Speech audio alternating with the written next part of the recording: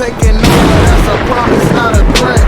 Uppercut season off top, you stop breathing. Ring Gang Radio all day, you know what it is, but we doing something a little different. You know, this is my shit, you know what I'm saying? Bodega banter. We all about that real shit, because if y'all know, you know what I'm saying, I'm from New York, and bodegas are the staple of New York, and it's one of the most authentic places you could be at. So, you know, we keep it real in the bodega. So, you know, enjoy yourself, grab a snack, grab you a chopped cheese, whatever you want. Let's get it. We about to get into some real shit. So, I'm King P. I got my mans with me. I'm gonna introduce my first dude. Speak up.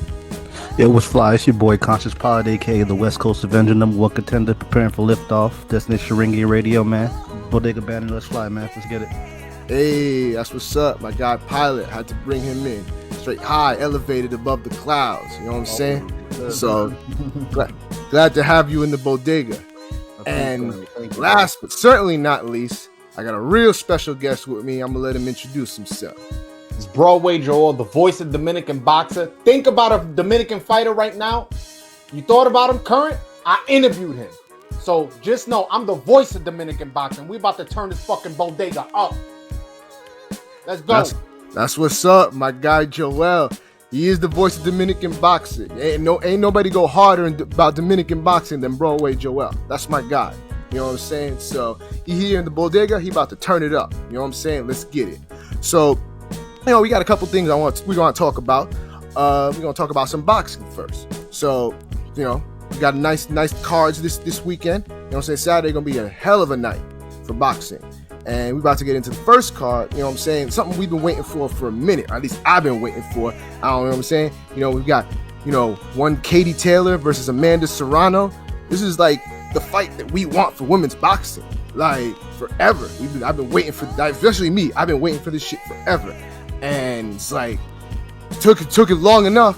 It's just like, it was ever gonna happen, and now it finally happened, and I'm here. I'm ready. All the particulars are dealt with, money, all that shit. We don't got to deal about no politics. Fight's ready. You know what I'm saying? That's gonna be a hell of an event. You know what I'm saying? Straight up in New York. I know my man Broadway Joel's gonna be there. I'm gonna be there too. You know what I'm saying? We gonna have a good time there. And the fights, you know, the whole card is dope. You know what I'm saying? So even before the main event, you know what I'm saying? My guy Ammo Williams gonna be back. He got a nice little step up fight. So I know you was talking about that, Pilot, because I know you high on Ammo. So you know what I'm saying? Yeah, the Ammo fight. I'm looking forward to that. It's a big step up for that boy. Yeah, definitely. So you know what I'm saying? We got good fights. And of course, what was it? Liam Smith and Jesse Vargas.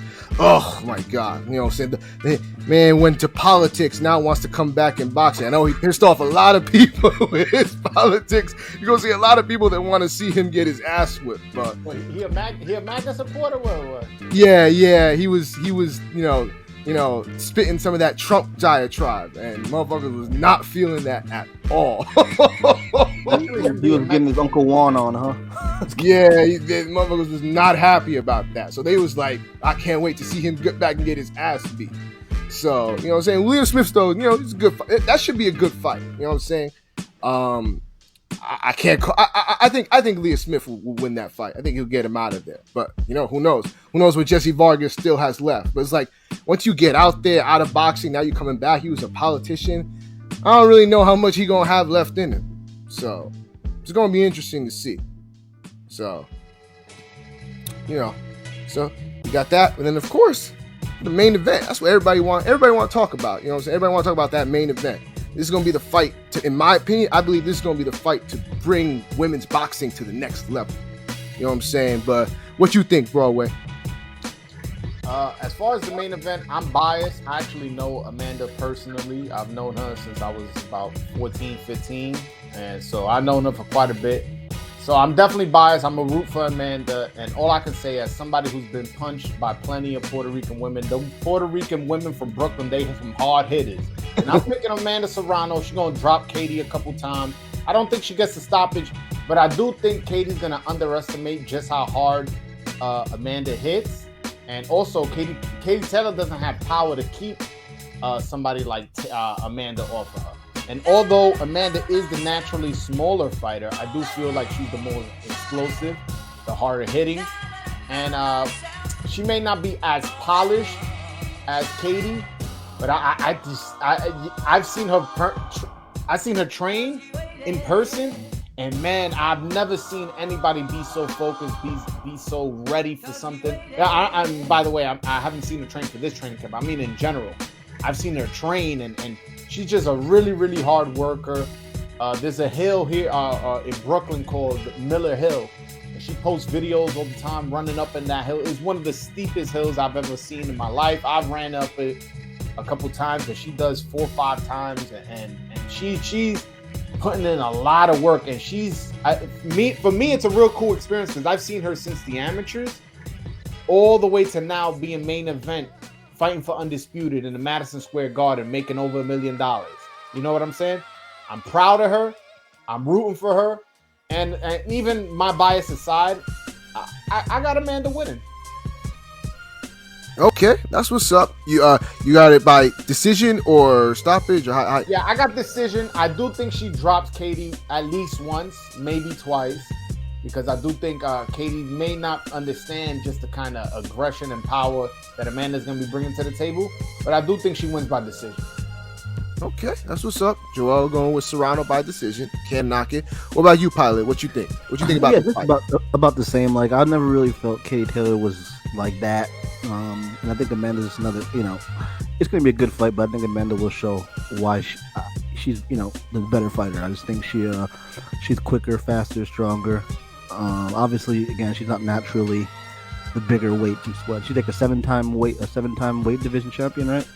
She was champion all the way from down from 115 to 140. Yeah. Right. So she's a monster, and I mean, respect to Katie Taylor, but I just think Amanda's gonna overwhelm her. I mean, Katie will win some rounds. I'm thinking like an 8-4, 9-3.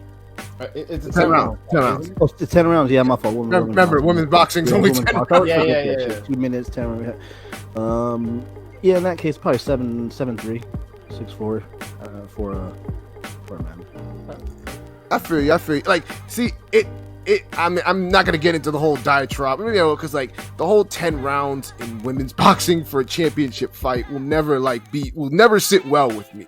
Like, it should be 12 rounds and then 2 minutes. Like, don't get me started on that shit. Like, I don't necessarily have a problem with the 10 rounds, but the fact that 2-minute rounds, I really don't like, because it almost ruined. Like, you need 3 minutes really to measure somebody out and gather the rhythm, as opposed to 2 minutes. You kind of have to rush your work. So 10 rounds, whatever, it's fine. But the fact that 2-minute rounds, that does bother me. No, absolutely. It definitely is bothersome. I mean, the funny thing is, like even someone like Serrano or like the hard hitters like Serrano or Baumgartner, they still could make it work. But it's just like it would benefit them even more if they had an extra minute of time. So it's like that does get annoying, especially with a hard hitter like Serrano. I too, like all of y'all, think that Serrano's gonna win. I don't think she's gonna stop her. I could see her dropping Taylor though. The one thing is Taylor's bigger, naturally bigger and rangy, moves around a bit. So I don't think she's gonna make it easy for her to connect and really get that punch to put her down. But I think Serrano will find a way. I just think that Serrano's just faster, stronger, just an overall better fighter. And to me, Katie Taylor, honestly, like the thing with Serrano's still in her prime. She's in her physical prime. Katie Taylor is like 35 years old, and she's honestly declining, in my opinion. From what I've seen in her last couple of fights, like I don't feel like she's the same fighter that she was back in the day. So I think that we have a fighter that's kind of almost at the end of her prime, and Serrano's still in the middle of her prime. And I think that's going to show, because I was very upset at the Pursoon fights because I felt she lost both of them fights. Was not happy with that. And then even like the Natasha Jonas fight, like those, she didn't look good. And I just think that Serrano has the momentum, and I think she'll take advantage of that. And I see her boxing her up. I think it's gonna be 7-3. So, you know what I'm saying? I respect Taylor. She's a great fighter, but I just think that this is gonna be Serrano's night.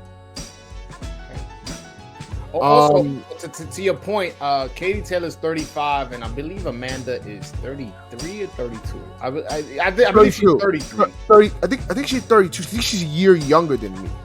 Okay, yeah, either 32, 33. She's around 33. there. Yeah, she's 33. Yeah, that is true. Although it's only 2 years, she does have an age advantage, which is weird because she has way more professional fights. Yeah, that's what I'm saying. Yeah, but yeah, she's a younger fighter, so that does matter in the sport of boxing. I think it's going to be interesting because, like with the aftermath of this, because you're gonna have it's gonna be interesting to see how that, like, legacy wise, what it does for both fighters. Because you were like, especially with somebody like Katie Taylor, we already have people, like, there are people that are saying that Katie Taylor is like has a a resume that could put her as the best female boxer. I don't agree, but a lot of that, I could see a lot of that being pushed, and how putting her number one of this generation, even though I just don't agree. But I think she's a great fighter, so I'm not going to take anything against her. But this would be the fight that if she won this fight and beat Serrano, you can't not give her props for that. So it's like all respect has to go to Katie Taylor for that. And then of course Serrano, this is the biggest fight of her career. Like this could catapult her. I just like, this is a big fight for both of them. So I think the winner stands to gain a lot just as far as legacy. So it's going to be interesting to see how that turns out. I think the crowd's going to love it. This is going to be a great crowd, though. I'll tell you that. We all know, because Joel, we going to be there. That's just going to be lit. Let me. You think there's going to be a lot of women there? I think there will be. Yes. Yeah. Only because it's not all women card, but there's two female fights. They're both actually for undisputed, ironically. Yep. So I was wondering if, like, there's females who want to support other females that are showing up. No, there should be. There definitely should be some a lot of females. Usual. You'll probably see more females than usual out there. I wonder if Clarissa Shields will be in the building to support her buddy Serrano. I know they have. I'm sure she will. So, what I'm saying, this is definitely going to be that big fight. Like, we need this, and I'm just anytime it's back in the Garden, I'm all for it. Cause I love to go to the Garden, just like old times. I don't go there for Knicks basketball, but I go there for boxing. I unfortunately, I'm hard-headed. I'm loyal. I still go there for Knicks games.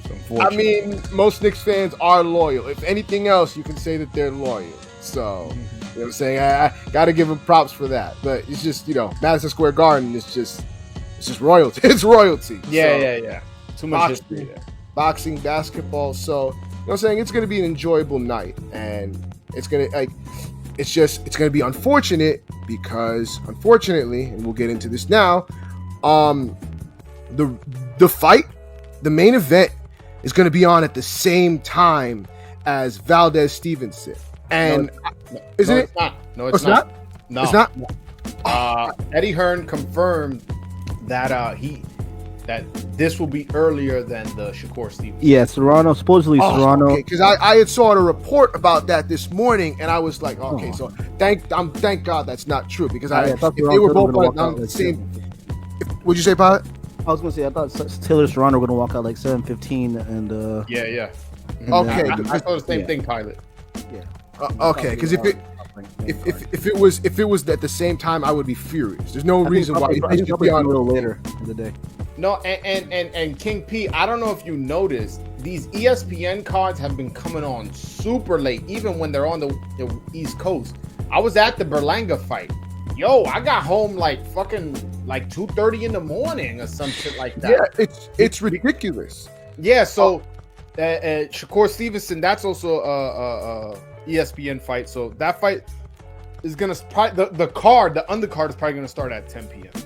Yep, yeah, that's the report I saw. It's gonna start at 10 p.m. and 10:15 is a walkout for Serrano Taylor. Supposedly, that's roughly. Well, I had seen something. I don't know. It's weird because, like, I remember somebody had told me this, that like they like to put ESPN likes to put their fights on late to, like, so that all like even like the West Coast people could like catch it at a decent time. It's like, it's not a decent time for us. Like, I'm not trying to stay up till 1 o'clock at night to fucking watch a fight. No, I'll do it if you're giving me Canelo fucking versus Beterbiev, but you giving me a normal 130 pound fight. Well, not normal fight, but you give me a 130 pound fight. Fighters fighting each other is like that. This is not a fight that I'm so crunching my nails to fucking stay up at 1 a.m. to watch. Well, I've become a morning person, so staying up that late, regardless, is not in my best interest, and it gets annoying. But I mean, like I said, for a big fight, I'll do it. But I wish they would just stop starting at 10 o'clock. There's no reason to start it that late. Start at 9 o'clock is fine. Like then once it starts getting to 10 o'clock, it just gets really annoying. Especially like I'm sitting here hoping that fights end early so that we can get done early. So.